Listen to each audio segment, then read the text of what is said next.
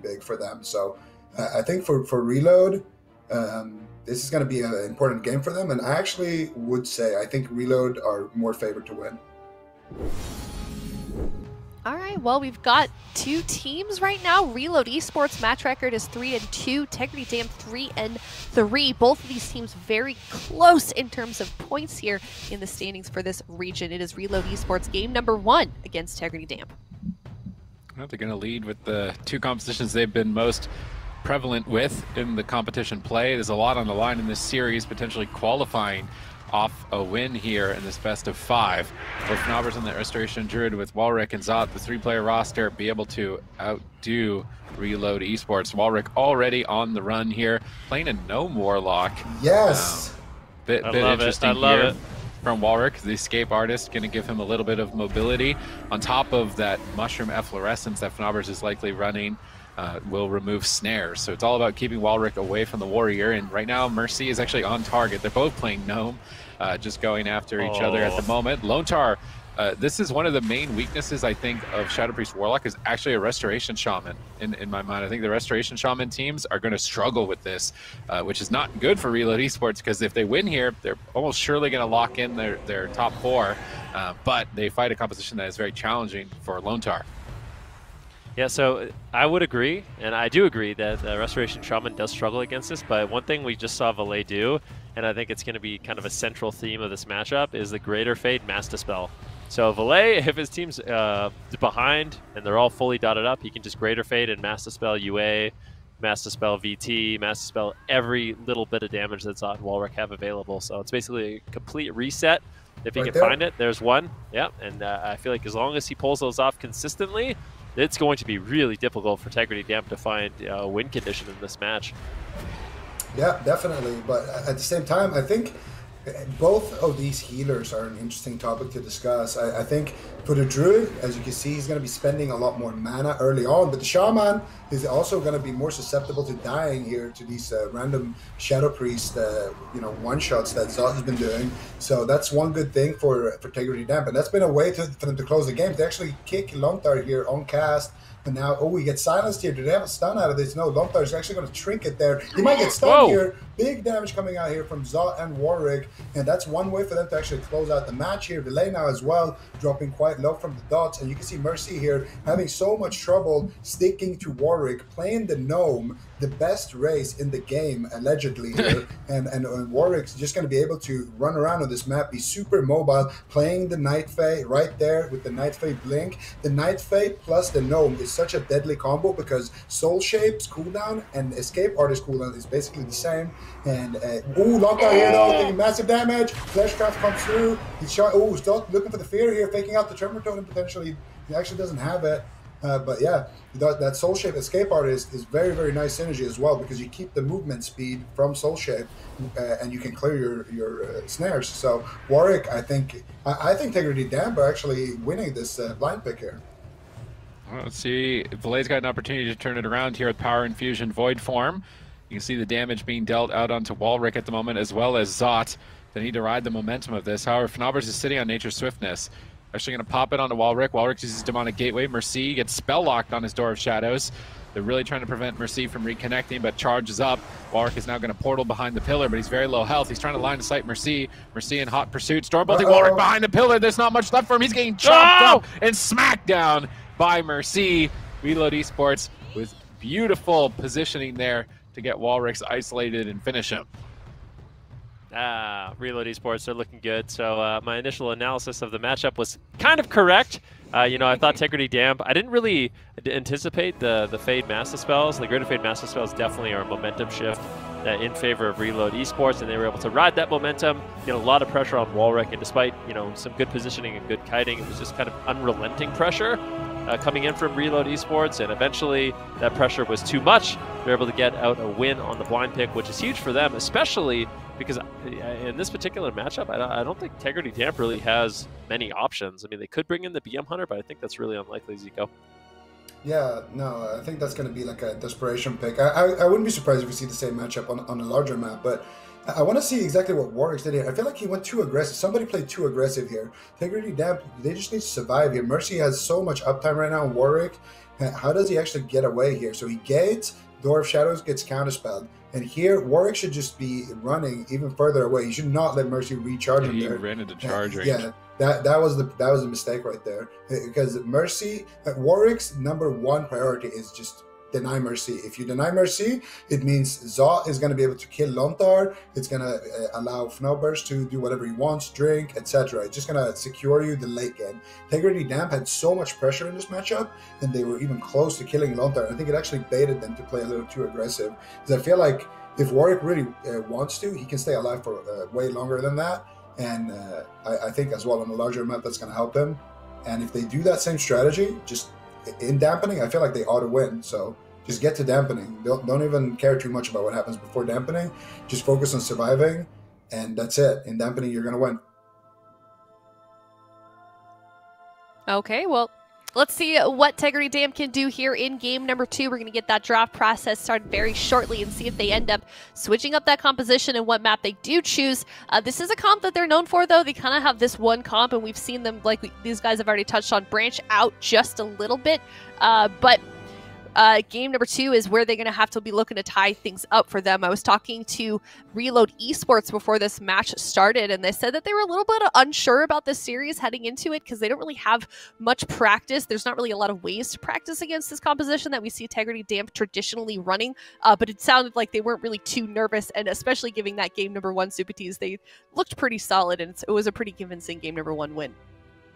I don't know. I feel like Tegridy Damp maybe got overconfident. They felt like they got Lontar really low health. They got Valet really low health. They're probably thinking like, oh, we can fight and stand up to them. And then they forgot the Warlock's made of glass for a moment and stood close to the Warrior for a little bit too long. I think what they go to their map picks, that this is going to be a nightmare for Reload Esports, assuming that they get good positioning and can avoid the Warrior for most of the game. What's your favorite map, Zuko? Yeah, well, it's Super Tees' favorite map, but I mean, this is a great they map. made the right choice. This is their best map. This is actually, is it the best map for this comp? I don't know. This matchup, it might not actually be the best. What do you pillars think are so would be tiny. the best? Ashmans or something? Yeah, they're so small. What are they gonna do? might be better. I feel like there's no way Lontar. I feel like it's easier to connect to the Warlock with this because the pillar is small. So when you port, the Warrior leaps right on top of you rather than having like a couple of yards maybe Sid, to move in the opposite direction. I'm just gonna quote you, Sid, from a couple of weeks ago. I'm glad you're bringing this up. Yep. Yeah, if you play double caster and you don't immediately go to Imperial Domain, you're win trading, you're throwing. If you go fucking Imperial Domain, it is your best map if you play double caster. I'm staying with that. You know what? I am staying with that. This is their best map. All right, I think Reload Esports is going to fall apart. Okay. This is their best map. I was starting to like take it into second thought, but no, I'm not going to. It's doubling This down. is their best map. Good job. They made the right move. They win this 100%. Yeah. Nice job. You said it. They win this 100%? I don't know. 100%. 100% Tegridy wins this?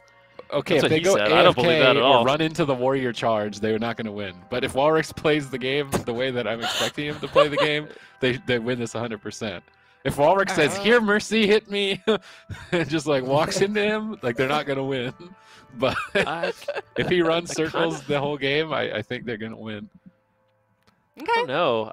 I feel like you're underestimating Warriors. Like, it's not. I feel like it's, this isn't classic WoW where they only have charge. Warriors have a lot of mobility right now. They have a lot of uptime, and it can be really difficult as that Warlock to get away. So, I don't know. We'll see what Tegridy Damp can do, but I still feel like Reload Esports, they have a big edge in this particular matchup, especially with the Greater Fate Master Spells, just kind of resetting the pressure from Tegridy Damp. Walrick is just so far on the back foot that it's really rare where he can, stand still, cast, get UAs out. And when that does happen, if they just get dispelled, it's kind of a disaster for Tegridy Damp. So I think a lot of this pressure is going to fall onto Zot. He's going to have to be kind of the playmaker for his team if they want to end up winning this match. And I'm still not convinced, even on this map, that Tegridy Damp is going to win this one. Okay, well, game number 2, it's going to be kind of a determining factor of whether or not they have a chance to win here in this series against Reload Esports. We have yet to see these two teams face off against each other in the on a broadcast this season, so I feel like there are a lot of unknowns as we head into this next game, especially for Reload Esports. I mean, this kind of is their signature comp here, Tegridy Damp, and they're really the only ones consistently playing it. So, you know, even though we did see Reload Esports win game number 1, this is something that we've seen quite a bit with this team, Tegridy Damp. Not a lot of teams have like a consistent answer for this team with Tegridy Damp, Zico. Yeah, no, I mean, they play a kind of a uncommon composition, and you know, for Tegridy Damp, this is all their mains, so for them, they have that comfort, you know, and it can be tricky. It can sure be tricky if you don't know how to deal with it, and especially when they're so good at it as well.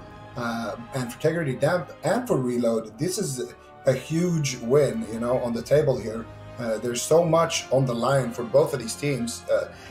Qualification for both of these teams is on the line, and you know, they have the same amount of wins here. Both teams sitting at 3 wins, so winning the head-to-head here is going to be super important.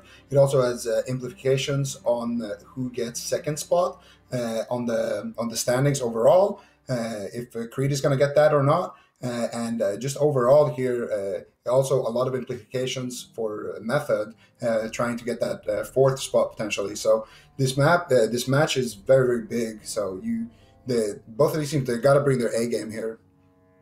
They most certainly do. Quite a bit on the line, no matter which side you're on here for this series right now. We're heading into game number 2 on Empyrean Domain. We're going to have to see if Tegridy Damp can turn this series in their favor, maybe tie things up here, but it's going to be very, very close. I mean, we saw how close game number 1 is, and we don't, like I said, we don't really know how this one goes. We've never seen these teams play against each other on broadcast. Tegridy Damp playing this unique composition that Reload Esports was able to best in game number 1, but it's going to be difficult to see where this series goes and if they continue that momentum. Yeah, definitely. I mean, 9 seconds away from the gates opening in this matchup. We'll see what Tegridy Damp can get done. It's going to be a lot about just kiting. So Warwick going to have to do a great job, especially with the help from Zot and Fnobbers, to actually escape. If Mercy has too much uptime, it is an absolute disaster. And I mean, Mercy knows Warlock quite well, so he's probably pretty good at hunting them down and making it difficult for Warwick to actually fully escape. Right now, Warwick taking a very defensive positioning. Mercy going to be moving forward, looking for a charge. Mercy's actually playing a Gnome as well, so a little bit of Gnome versus Gnome battle here between Warwick and Mercy. And so far, Mercy is definitely winning. Yeah, Warwick's actually making his way out. They need to stop this Door of Shadows. Nice counterspell there by Warwick. Now, this is where he cannot let him reach him. He's going to reposition his gate. He's going to cast some UAs.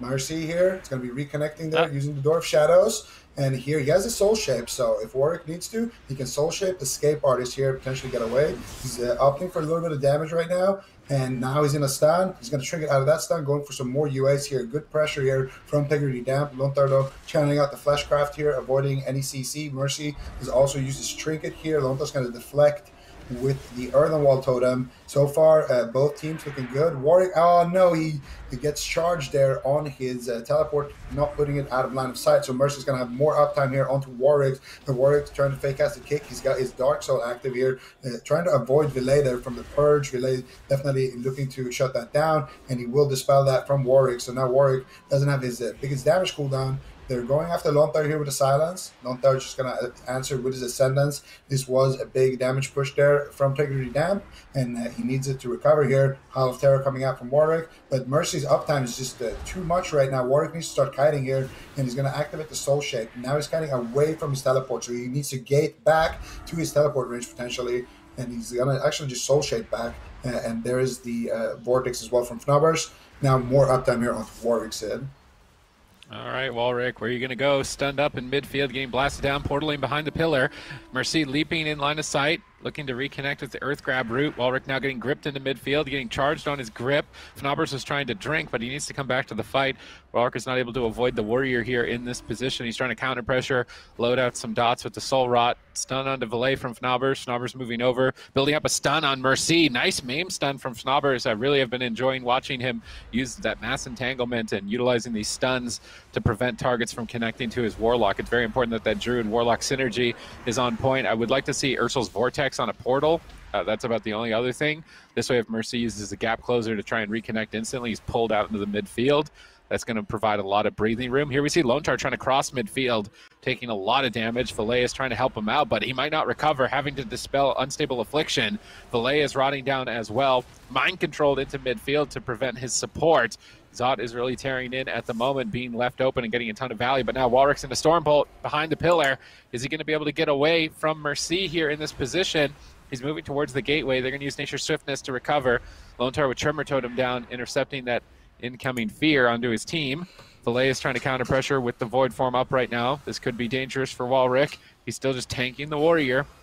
And will he be able to hold on in this position? It's certainly costing Fnaubers a lot of mana. He's going to portal, pop the Dark Glare, try and avoid the purges and maybe go for a Dark Soul here, but they grip him into midfield. Fnaubers jumps in to stun Mercy on his charge, and Walrick is actually getting away from the Warrior here, getting a bit of distance to unload some dots and get ready for that Dark Soul. Wind sheared on his cast, though, and reconnected with Door of Shadows. Fnaubers is trying to drink. We see Walrick's use Demonic Gateway. Mercy going to intervene to Lontar to charge to Walrick, and a big hit of damage connects. Fnaubers doesn't get too much mana from his drink. Walrick manages to avoid Mercy for a couple of moments, but anytime Mercy connects, you just see Walrick's health begin to drop. He's caught into a Stormbolt at the moment. Lontar's immune to crowd control. This is a good opportunity for Reload Esports to stay on target. Definitely. Walrick, he's been doing a good job. Really good job with his mobility so far. Kiting, just creating a lot of space for Zot to actually get some work done, but mana still slightly in favor of Reload Esports. Walrick right now taking a bit of damage. An intimidating shout comes in. A swap here on Lontar. Big damage on Lontar. Is Valet going to be able to help him out? Looks like he doesn't quite need it. The Astral Shift going to be more than enough to survive, but some really solid pressure here coming in from Tegridy Damp as all three members of Reload Esports are rotting down. But with the Ascendance, Lontar still has a lot of healing at his disposal, and he will use it. And you basically see all of Reload Esports immediately go to full health. Valet going to be using Door of Shadows to get back on target. Walrick still having to kite. Gets a nice little life grip there by Zot. Mercy with the Door of Shadows immediately back on target. And this is a scary moment here for Walrick. Yeah, Warwick could be in danger here, but he gets a full Hall of Terror onto Mercy. Now Mercy got to reconnect here onto target. He's trying to stop Fnaubers there from drinking, charging back there to the Warlock. Warwick's now teleporting out of line of sight. Nice roots here onto Mercy and Valet. You can see Valet looking a little bit rooted IRL as well. Well, that's happening with Lontar here, getting swapped to, taking massive damage right there, using his Dwarf Ratio right there. Managing to recover, but barely. That was a close one. Valet now as well, rotting down here. Nice mind control by Zot. All Warwick has to do is just buy more time. Don't let Mercy connect here. Look at him just waddling around there on that little gnome. And Warwick's doing a phenomenal job so far. But Fnaubers gets silenced. Now they're going to reconnect with the Warwick. Warwick has to trade the item. This is going to be enough. Fnaubers gets stunned up, but Warwick's going to get chopped up. Few seconds left there for that trinket for Fnaubers. And that is going to be 2-0 for reload. I mean, I really want to say Tegridy Damp, they played that well. Pressure was looking really good for them. They were doing a great job with their mobility, but it literally just a few moments go wrong and they instantly lose the game. So tough matchup for them. Reload Esports now up 2-0. They take away the best map, potentially, allegedly, in the pool for them. And I mean, things are looking good here. Maybe. I really feel like the game was looking pretty good for them. I mean, Zico can kind of walk us through it, but Tegridy Damp, they had so much pressure. Lontar really with no cooldowns left. It's just one moment where Walrick gets caught and the game is just over. Yeah, I mean, look at here. Lontar is so low. And once again, it's that pressure baiting, I think, Warwick here to get aggressive. No, so this is going to be Mercy leaping over to Warwick. Warwick going to activate the Soul Shape and Gate. I don't know about that Gate, but because he was already away with Soul Shape, but it's okay. So Warwick's now away here, and they're getting more pressure onto Lontar, and now they reconnect onto Warwick, silence that Fnaubers into a stun, and they just chop him up. Oh, he got the mind games there at the end, and he was drained. He was drained life. Ooh. He's giving away his life instead of draining it. Yeah. Unfortunate. Yeah. Scary. Donating. I think he held stun into it as Esports. well, potentially. Oh no! Yeah, I'm not He sure. could have, yeah, he That's a- might have health. That's probably why he died so fast. Yeah, he died so It was fast. on any resolve. On Didn't any expect resolve, that. Battle Masters, Hellstone, killing him, giving away his life with Drain Life, like, that was unfortunate for Walrick. Because outside of that moment, I really feel, I mean, they had to trade out every cooldown in one exchange. Walrick, there was only one moment of the game where he was scared, and it was that moment. He had to trade out everything. Very, very, very tough series for Tegridy Damp right now. They lose this next game. That's going to be a 3-0 for Reload Esports, and that would not at all look good for Tegridy Damp in terms of standings for those guys. They are very, very close to getting into that, or to being in top 4 for this team, both of these guys. So there is so much on the line here for this series, and now Tegridy Damp is getting closer and closer to losing their chances in doing that. So game number 3 here, extremely crucial for these guys. Supatis said that they would 100% win on this map. They weren't able to pull it off though, Sid. Do we see them I mean, It's 3-0. what then. could they can't even win on really their do best differently? map. Yeah, I mean, It's that's what gonna I'm be saying. 3-0. Like, they can't. You think this is 3-0, Sid? I mean, they couldn't Just win on their over. best map. It's looking grim for them. You know- That was their best map. I'm a believer, honestly. Like, I don't like to tell Tegridy Damp how to do their thing, but I'm a big believer that if Warwick treats this as a 2v2 game where he's playing lock into Warrior, I really believe that Mercy's not going to have much uptime at all. He's going to get like 10% uptime or 15% uptime. I really believe that, especially with Fnobbers backing him up. I say take it to the sands of Tolvir. Do not lock in Warwick's Hunter and just take it There's no there, way. you know? Like, I really believe that if he just like uses all his mobility only to get away from Mercy, and he never does anything aggressive, even if Zot has Lontar on 1% HP, and if he goes there and just attacks him like with anything, he dies. I don't want to see him do it. Just rot them down. Just run, run. You have Leap of Fate, you have Teleport, you have Soul Shake, you have, Gate. Never overlap any mobility. Like in that replay where he Soul Shaked, he was away, and he could have just waited 1 more second, Soul Shaked again. Instead, he gated, and then he got away for a bit, but then he didn't have Gate to get away again. If he had it, he could have maybe lived there again. So I just want to see him treated as a 2v2 game against a Warrior. Okay, this could work as well. You can Vortex the Warrior down, you can MC him down, and you can teleport back up and stuff. You can do some stuff. But I don't know. I think it's too small. Like, for the strategy I want to see, I think it's too small. But it could still work with Shaman setups. I feel like Robodrome is surprisingly big. Like, it's quite a large map. I don't know. I just like...